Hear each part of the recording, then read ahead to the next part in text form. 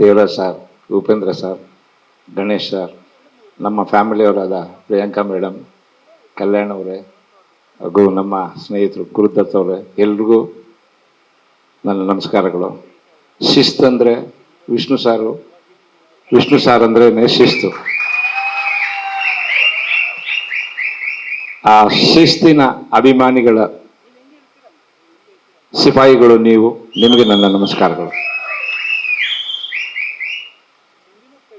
ಈ ಸಮಯ ಯಾಕೆ ಕಳೆದಿದೆ ಅಂದರೆ ನಿಜವಾಗ್ಲೂ ನೆನೆಸ್ಕೊಂಡ್ರೆ ಭಾಳ ದುಃಖನೂ ಆಗುತ್ತೆ, ಭಾಳ ಕಷ್ಟ ಆಗುತ್ತೆ. ಸಿನಿಮಾ ಆಗಿ 25 ವರ್ಷ ಆಯಿತು. ಹಾಗೆ ಅವ್ರನ್ನ ದೈಹಿಕವಾಗಿ ಇದರಿಂದ ಹೋಗಿರೋದು 15 ವರ್ಷ ಆಗ್ತಾ ಬರ್ತಾ ಇದೆ. ಅವರು ಯಾವಾಗಲೂ ಸದಾ ನಮ್ಮಲ್ಲಿ ಇರ್ತಾರೆ ಅಂತ ಅವ್ರ ವಿಷಯವನ್ನು ಮಾತಾಡಬೇಕು ಅಂದಾಗ ಎಮೋಷ್ನಲ್ ಆಗಿಬಿಡ್ತೀವಿ. ಈಗ ಪ್ರಿಯಾಂಕಾ ಮೇಡಮ್ ಅದನ್ನೇ ಹೇಳ್ತಾರೆ, ತುಂಬ ಎಮೋಷ್ನಲ್ ಆಗಿಬಿಟ್ಟಿದ್ದೀನಿ ಅಂತ. ಎಮೋಷ್ನಲ್ ಆದಾಗ ಏನು ಮಾತಾಡಬೇಕು ಅನ್ನೋದೇ ಗೊತ್ತಾಗೋದಿಲ್ಲ ನಮಗೆ.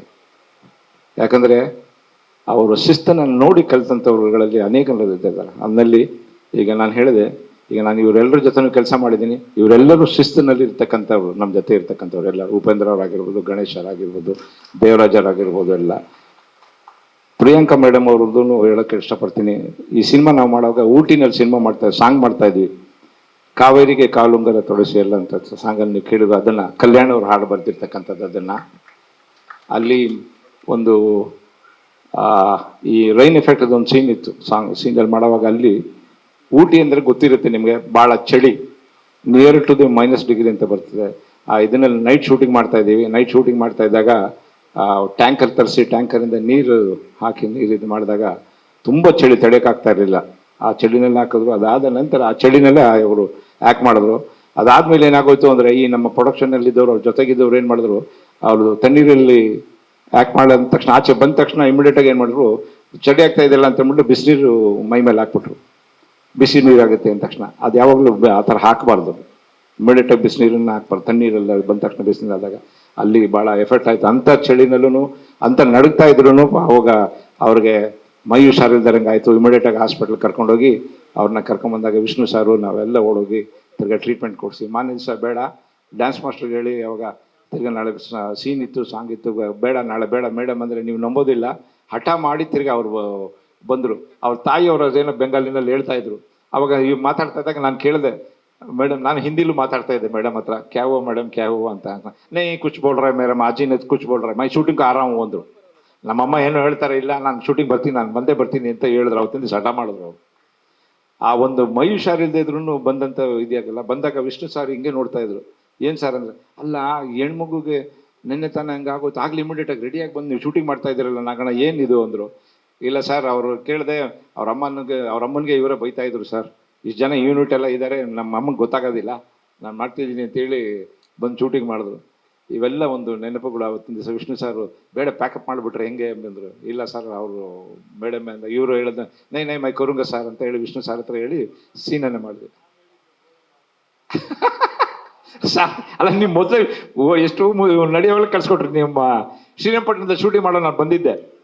ಅದೇ ನಾನು ಶ್ರೀರಂಗಪಟ್ಟಣದ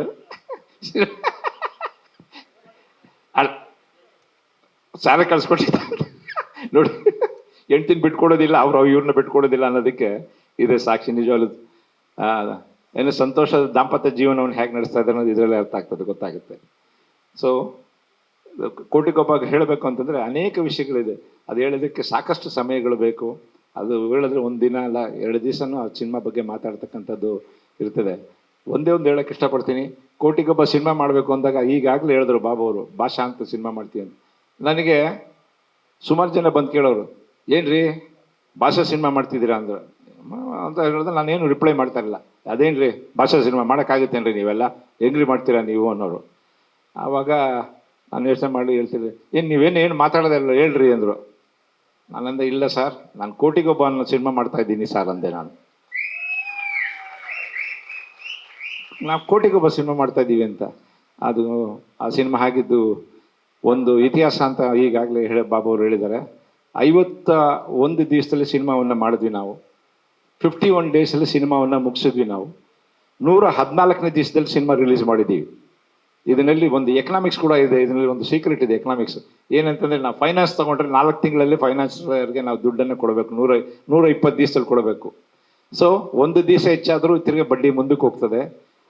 ಇವೆಲ್ಲ ಎಕನಾಮಿಕ್ಸ್ ಕೂಡ ಮನೆಯಲ್ಲಿ ಎಲ್ರಿಗೂ ಇದ್ದಿದ್ದಂಥದ್ದು. ಬಟ್ ಆದರೆ ಆ ಶಿಸ್ತು ಅಂತ ಹೇಳಿದ್ನಲ್ಲ, ಆ ಶಿಸ್ತಿನಲ್ಲಿ ನಾವು 51 ದಿವಸದಲ್ಲಿ ಸಿನಿಮಾವನ್ನು ಮುಗಿಸಿದ್ವಿ.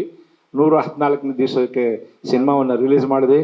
114ನೇ ದಿವಸ ರಿಲೀಸ್ ಆದಮೇಲೆ ಆ ಸಿನಿಮಾ 100 ದಿವಸ ಹೆಂಗೋಯ್ತು ಅನ್ನೋದು ನಿಮಗೆ ಎಲ್ಲ ಗೊತ್ತಿದೆ. ನೀವೆಲ್ಲ ಯಾವ ರೀತಿ ನೀವೆಲ್ಲ ಅದನ್ನು ಇಟ್ಕೊಂಡು ಮೆರವಣಿಗೆ ಮಾಡಿದಂಥ ಚಿತ್ರ ಕೋಟಿಗೊಬ್ಬ.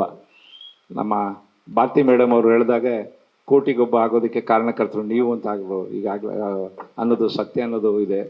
ಇವೆಲ್ಲ ಅಭಿಮಾನಿ ದೇವರುಗಳು ಅಂತ ಹೇಳ್ತಾರಲ್ಲ, ಅದರಿಂದ ಶಿಸ್ತಿನ ಸಿಪಾಯಿಗಳು ನೀವು.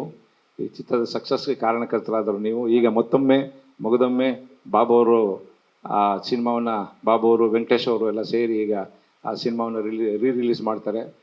ರಿಲೀಸ್ ಮಾಡಿದ್ರೆ ನೀವು ನೋಡಿ ತಿರ್ಗಿ ಅದೇ ಯಶಸ್ಸನ್ನು ಬರುತ್ತೆ ಅಂತ ನಾನು ನಂಬ್ಕೊಂಡಿದ್ದೀನಿ.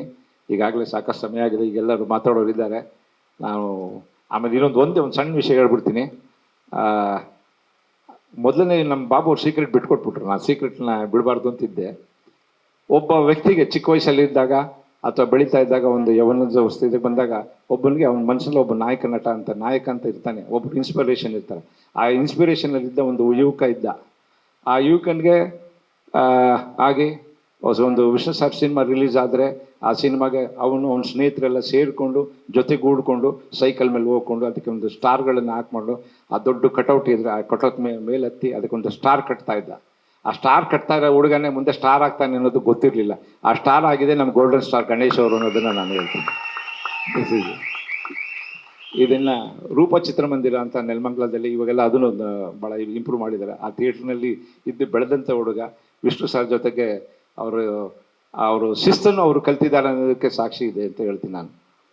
ಸೊ ಅದರಿಂದ ಈ 2 ಮಾತನ್ನು ಹೇಳಿ ನಾನು ನನ್ನ ಮಾತನ್ನು ಮುಗಿಸ್ತೀನಿ. ಎಲ್ರಿಗೂ ನಮಸ್ಕಾರ. Thank you so much.